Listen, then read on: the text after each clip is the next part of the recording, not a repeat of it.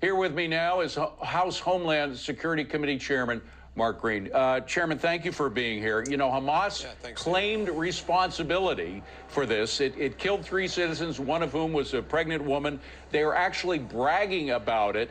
Isn't that a breach of this ceasefire or pause in the fighting? Yeah, absolutely. That is a breach in the ceasefire, no doubt about it. And Hamas, I mean, look, Israel has one choice, and that's the total destruction of Hamas. But John Kirby was equivocating about it when asked about it at the White House briefing today. Let me just play that soundbite and get your reaction. Roll it.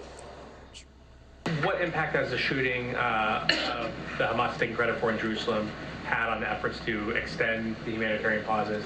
And is the U.S. goal to turn these pauses into a more permanent ceasefire? Is that the overall trend line that the U.S. is going for? I don't know and no. So I don't know. I don't think there's been. I don't think there's been any effect. Not that I've heard or seen effect on the deal, extending the deal by the violence in Jerusalem. I've seen nothing that indicates an effect on that. Congressman, he says, I don't know. Shouldn't he know that that would be a breach of the ceasefire or pause, as he calls it? Absolutely, he should know. And even the president himself equivocated the other day. Look, they are fighting against their own party because their party is the woke BDS movement, and their voters are the ones that were protesting at the Christmas tree. I mean, those people aren't Republicans, I can tell you that.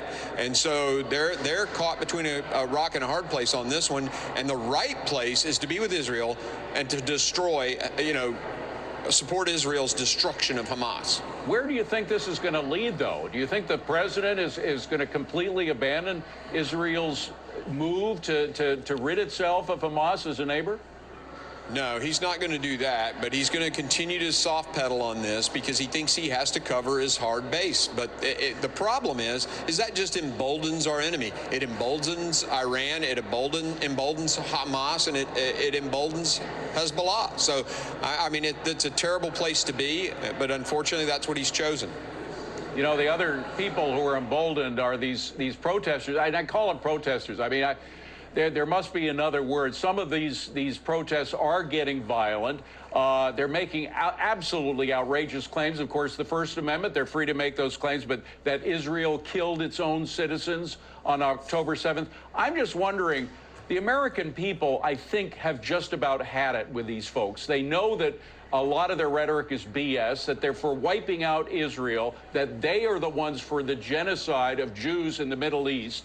And I don't think the American people are going to take it. This is a bigger drag for the president, I think, being linked to these protesters in any way than his support of Israel is a drag for him with his Democrat friends. No, I think that's a very fair assessment, but to, correct the record on that self-mutilation issue, it was a Palestinian, not an Israeli, that self-mutilated and then basically made up a story that the Israelis had done this. It's Hamas that is evil and needs to be destroyed.